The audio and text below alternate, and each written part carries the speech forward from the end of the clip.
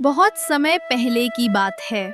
चंदनपुर गांव में जगन नाम का एक व्यक्ति अपनी पत्नी और बच्चों के साथ रहता था। उसके पिता एक मशहूर आदमी थे क्योंकि उनका एक ढाबा था, काका देशी तंदूरी चिकन। उनके जैसा चिकन तंदूर कोई बना ही नहीं पाता था। लोगों की भीड़ जमा रहती थी खाने के लिए। उन्हें चाहिए तो सिर्फ काका का चिकन तंदूर ही चाहिए था। काका के साथ उनका बेटा जगन भी हाथ बंटवाया करता था और अब उसे भी चिकन तंदूरी बनाना अच्छे तरीके से आ चुका था। लेकिन कहते हैं ना, जब किस्मत करवट लेती है तब सब कुछ अच्छा भी हो जाता है और बुरा भी। इस बार जगन के साथ बहुत बुरा हुआ। जगन के पिता एक बड़ी बीमारी में फंस गए थे।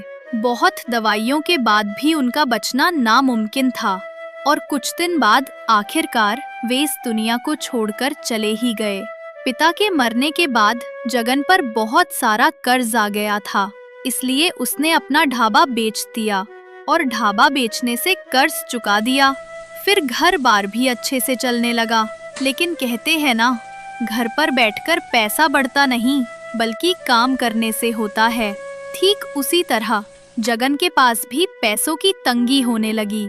अब उसके पास इतने पैसे नहीं थे कि वो फिर से ढाबा खोल सके, इसलिए उसने उसी ढाबे पर नौकरी करना शुरू कर दिया।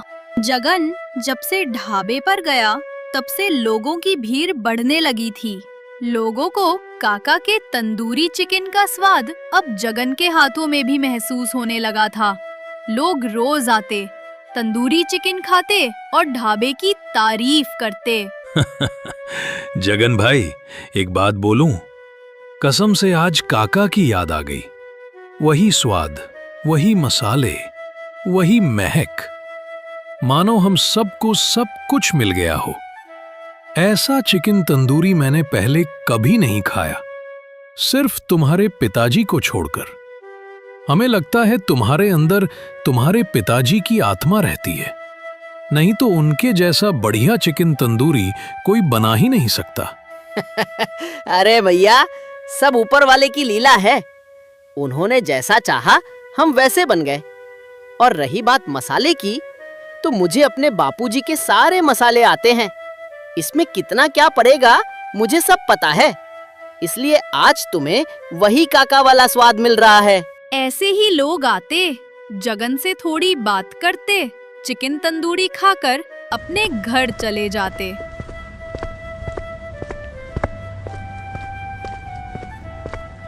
अब ढाबा अच्छे मुनाफे में चल रहा था। मालिक, मालिक, आपने मुझसे कहा था कि जब कभी दुकान चलेगी तब आप मेरा पैसा बढ़ाएंगे। अभी तो 50 किलो चिकन लग जाता है, तो अब मेरी सैलरी बढ़ा दीजिए। अरे जगन, पागल हो गए हो क्या? मैंने कब बोला था? मैंने तो ये कहा था कि आगे चलकर जब कभी चिकन का रेट बढ़ेगा तभी पैसे बढ़ाऊंगा, चाहे थोड़ा बढ़े या ज्यादा। तुम्हें बनाना तो एक ही बार पड़ता है ना, तो पैसे किस बात के बढ़ाऊं? इतना बताओ। क्या मालिक, आपने ही तो बोला था कि अगले महीने तुम्हारी सैलरी 10,000 रुपए कर दूंगा, लेकिन अभी तक मेरी सैलरी सिर्फ 8,000 रुपए है। बोलिए, ऐसे कैसे चलेगा? अगर आप मेरी तनख्वाह नहीं बढ़ाएंगे तो मैं काम नहीं करूंगा, अपने घर चला जाऊंगा। अरे तो घर चला जाएगा तो चला जा, मेरा क्या नुकसान है? मुझे पैसे देने हैं, दूसरा आएगा। 2 दिन मेरा ढाबा नहीं चलेगा, पर तीसरे दिन तो चल ही पड़ेगा ना। अगर तुझे काम करना है तो ठीक है, नहीं तो जा, मुझे कोई दिक्कत नहीं। इतना सुनकर जगन घर वापस लौटने लगा। घर लौटते वक्त उसने सोचा, क्यों ना किसी दूसरे ढाबे पर बात कर लूं, और ये सोचकर वो दूसरे ढाबे पर गया। भैया, मैं काका ढाबे वाले का बेटा हूँ, मुझे काम की बहुत जरूरत है। क्या आप मुझे काम पर रख सकते हैं? मैंने सुना है कि आप अपने कारीगरों को अच्छा पैसा देते हैं। अगर मुझे 10,000 महीना दे दें तो मैं काम कर लूंगा। बोलिए, क्या आप मेरी बातों से सहमत हैं? हाँ, जरूर, क्यों नहीं। मैं आपकी बातों से सहमत हूँ, लेकिन मेरे पास एक कारीगर पहले से है, उसे मैं हटा नहीं सकता। और मेरे पास इतने पैसे भी नहीं हैं कि मैं 2 कारीगर रख सकूं। और हाँ, एक बात और कहना चाहता हूं। ये जो आप अपने बाप के ढाबे वाले का नाम लेकर प्रचार करते जा रहे हैं, वो दिन अब गए। अब आपको खुद अपने दम पर एक नया नाम खड़ा करना होगा। मेरी बात समझ गए या और समझाऊं? नहीं नहीं भाई साहब, मैं समझ गया। आप जो कह रहे हैं मैं बिल्कुल समझ रहा हूँ। एक दिन मैं खुद अपने दम पर अपना ढाबा खोलूंगा, आपसे वादा करता हूँ। बस वक्त मेरा साथ दे दे, मैं सब कुछ पहले जैसा कर दूंगा। इतना बोलकर जगन घर चला आता है।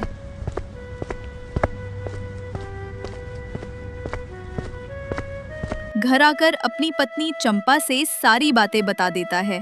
फिर चंपा जगन से कहती है, अरे, जब इतने पैसों में गुजारा हो रहा था तो तुम पैसे क्यों बरवाना चाहते थे? और ऊपर से अपना काम भी छोड़ दिया। अब घर पर बैठकर कैसे गुजारा होगा? मेरी बात मानो, मालिक के पास जाओ और माफी मांगकर फिर से काम शुरू करो। नहीं नहीं चंपा, अब मैं किसी के यहाँ नौकरी नहीं करूंगा। मैं अब खुद का ढाबा खोलूंगा। चाहे मुझे उधारी लेकर दुकान खोलनी पड़े, मैं जरूर खोलूंगा। और हाँ, अब मैं अपनी एक नई पहचान बनाऊंगा। बड़े बड़े सपने देखने से घर नहीं चलता। वक्त ने साथ दिया तो सब कुछ सही रहेगा। अगर वक्त ने साथ नहीं दिया तो हम चाहकर भी कुछ नहीं कर सकते। इसलिए मेरी बात मानो, थावे पर फिर से काम करने चले जाओ। नहीं तो मैं खुद जाऊंगी, क्योंकि मुझे अपने बच्चों का पेट पालना है। चंपा की इतनी बात सुनकर जगन तुरंत फिर से ढाबे के मालिक से मिलने चला जाता है और वहां जाकर कहता है, मालिक, मुझे माफ कर दो। मैं अपने जोश में अपना होश खो बैठा था। आज के बाद मैं ऐसा कभी नहीं बोलूंगा। बस आप मुझे फिर से अपने काम पर रख लो। कोई बात नहीं, गलती इंसानों से ही होती है। कल सुबह से आना और रात को घर वापस जाना, क्योंकि अब तक मुझे काम करवाने की जरूरत थी, लेकिन अब तुझको काम करने की जरूरत है। इसलिए अब तुझे महीने के सिर्फ 5,000 मिलेंगे। पर मालिक, आप तो मुझे 8,000 रुपए देते थे, तो अचानक ऐसे कम क्यों कर दिए?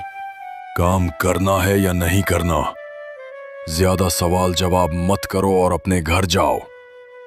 इतने पैसों में काम करना है तो कल से आना, नहीं तो मत आना। समझ में आया? ढाबे वाले मालिक की इतनी बात सुनकर जगन कुछ नहीं बोलता और घर वापस आ जाता है।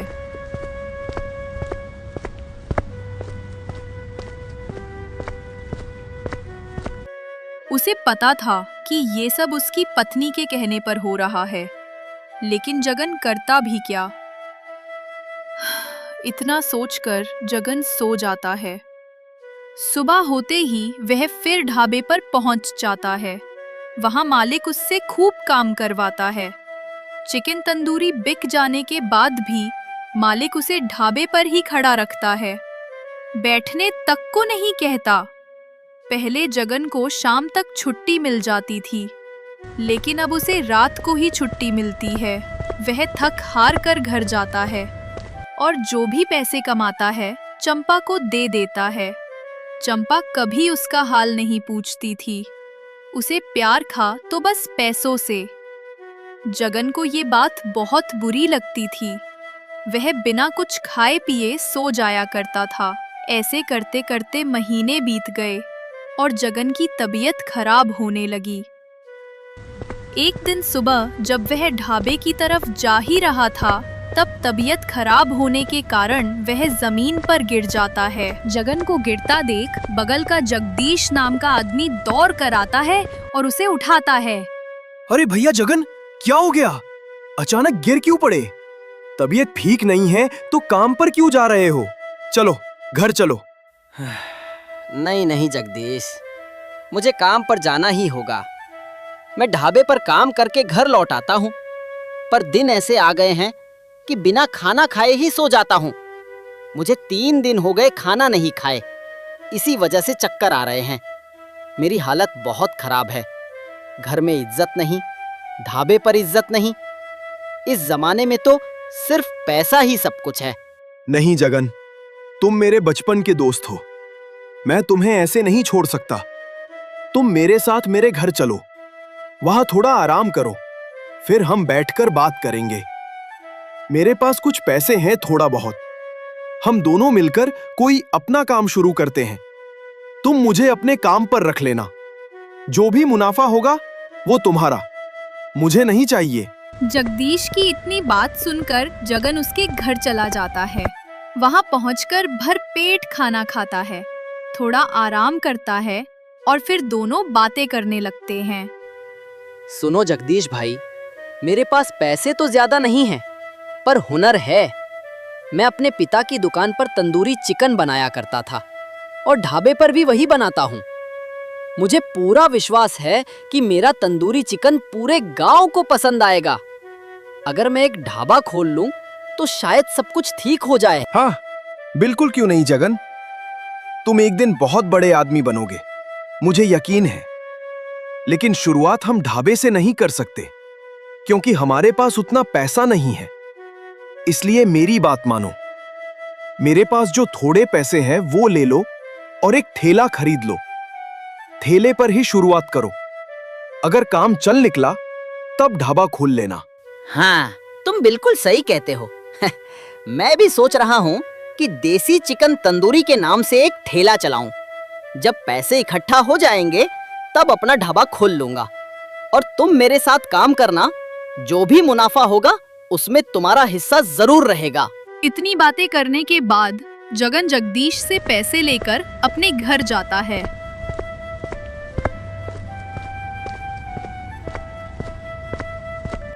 और अपनी पत्नी चंपा को सारी बातें बता देता है। तब चंपा जगन से कहती है, हाँ, अब बात हुई ना? सही। मैं पैसे इसलिए बचाकर रख रही थी कि ढाबे वाले मालिक को तमाचा मारना है। उसे क्या लगता है कि उसका ढाबा सिर्फ उसके नाम से चलता है? कभी नहीं। उसका ढाबा तुम्हारे बनाए हुए तंदूरी चिकन पर चलता है। मैं चाहती हूँ कि हमारी अपनी एक दुकान हो और उसका मालिक तुम हो, और इसके लिए पैसे होना जरूरी थे। इसलिए मैं पैसे इकट्ठा करके रखती रही। हाँ, अगर हम शुरुआत ढाबे से नहीं कर सकते तो एक ठेले से ही कर सकते हैं। चंपा की इतनी बात सुनकर जगन बहुत खुश हो जाता है।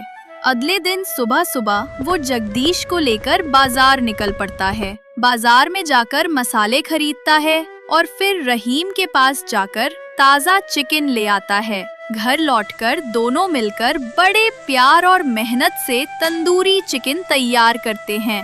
चिकन तैयार होते ही वे अपना ठेला लेकर बाजार के मोड़ पर जा खड़े होते हैं। थोड़ी देर तक तो कोई नहीं आता, पर जैसे ही तंदूरी की खुशबू हवा में फैलती है, लोग खिंचे चले आते हैं। भाई, ये खुशबू तो बड़ी लाजवाब है। जरा एक प्लेट दे दो। मुझे तो इसे देखकर मुझे में पानी आ रहा है। अब और इंतजार नहीं होता। लाओ, मुझे एक प्लेट दो भाई। अरे, इतना स्वादिष्ट चिकन तो हमने कभी नहीं खाया। आज तुम्हारे पिताजी की याद आ गई बेटा। हाँ, कसम से पेट भर गया, लेकिन अभी मेरा मन नहीं भरा। धीरे धीरे भीड़ बढ़ती जाती है और देखते ही देखते सारा तंदूरी चिकन बिक जाता है। दोनों के चेहरों पर खुशी झलकती है। शाम को घर लौटकर वे मुनाफा गिनते हैं और बराबर बराबर बांट लेते हैं। अगले दिन फिर वही रूटीन। सुबह तैयारी, ठेला लगाना, खुशबू से ग्राहकों का आना और शाम को मुस्कुराते हुए घर लौटना। ऐसे करते करते कई दिन बीत जाते हैं और उधर ढाबे वाला मालिक परेशान हो जाता है। क्या हो गया लोगों को? अब कोई मेरे ढाबे पर क्यों नहीं आता? कहीं ऐसा तो नहीं कि गांव में कोई नया ठेला या ढाबा खुल गया हो? और वो जगन, वो तो बिना बताए चला गया था। कहीं वही तो कुछ नया नहीं कर बैठा? चलो, खुद ही जाकर देखना पड़ेगा।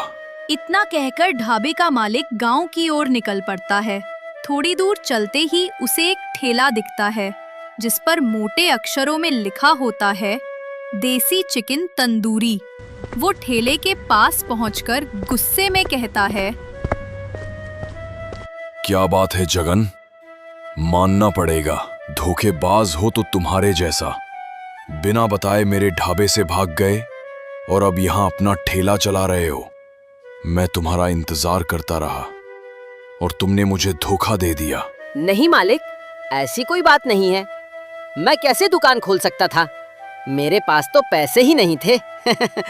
ये तो मेरे दोस्त जगदीश की मेहरबानी है जिसने मदद की। आज जो कुछ हूँ उसी की वजह से हूँ। अब तुम मेरे ढाबे पर काम नहीं करोगे? सोच लो, मैं तुम्हें मुनाफे से भी ज्यादा पैसे दूंगा। नहीं मालिक, अब मैं थोड़ा कमाता हूँ लेकिन सुकून से रहता हूँ। अब किसी की नौकरी नहीं करनी। मुझे माफ कीजिए, आप जा सकते हैं। मैं आपकी कोई मदद नहीं कर सकता। जगन की इतनी बात सुनकर ढाबे का मालिक वहाँ से गुस्से में चला जाता है। इधर सारा चिकन तंदूरी खत्म करने के बाद जगन और जगदीश दोनों घर लौटते हैं। मुनाफा बराबर बांटने के बाद जगदीश अपने घर चला जाता है। घर पहुँचते ही वो देखता है कि ढाबे का मालिक पहले से ही उसके दरवाजे पर खड़ा इंतजार कर रहा है। सुनो जगदीश बेटा, मैं तुमसे थोड़ी बात करना चाहता हूँ। देखो, कब तक तुम एक ठेले के मालिक बने रहोगे? मेरे साथ हो आओ, ढाबे का मालिक बनो। लोग तुम्हारी इज्जत करेंगे।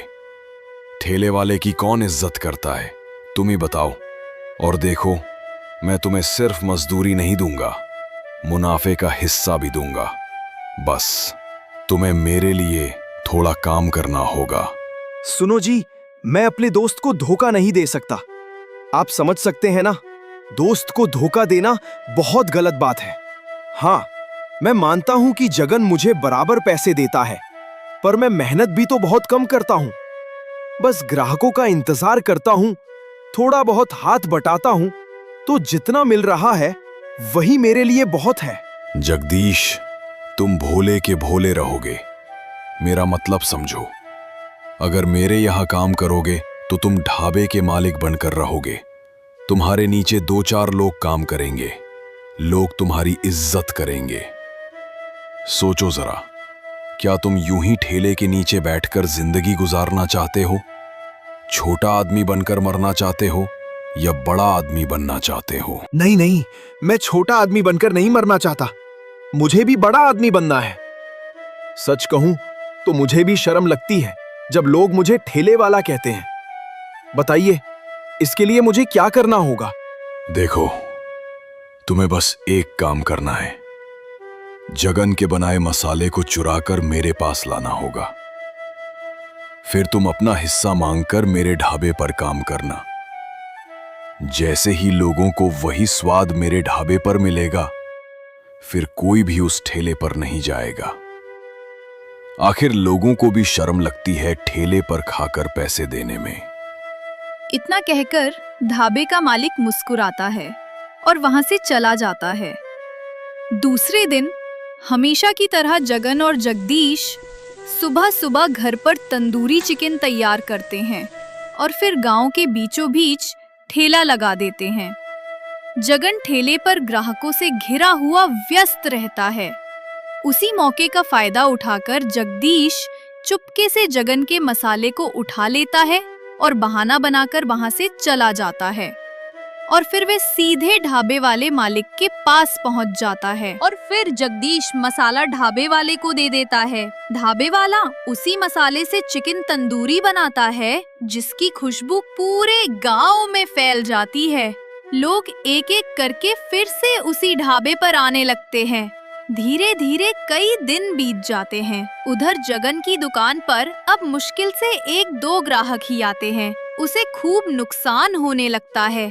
जब जगन को ये बात पता चलती है कि जगदीश ने ढाबे वाले से मिलकर उसका मसाला बेच दिया है, तो वो गुस्से में आकर जगदीश को उसका हिस्सा देकर साझेदारी खत्म कर देता है।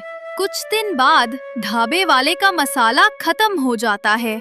अब उसके बनाए चिकन में पहले जैसी खुशबू नहीं रहती और लोग वापस जगन की दुकान पर आने लगते हैं। इस बार जगन समझ जाता है कि उसका मसाला ही उसकी असली पहचान है। धीरे धीरे उसकी दुकान फिर से चलने लगती है और उधर ढाबे वाले की हालत पहले जैसी हो जाती है। खाली दुकान और मक्खियां भिन भिनाती रहती हैं।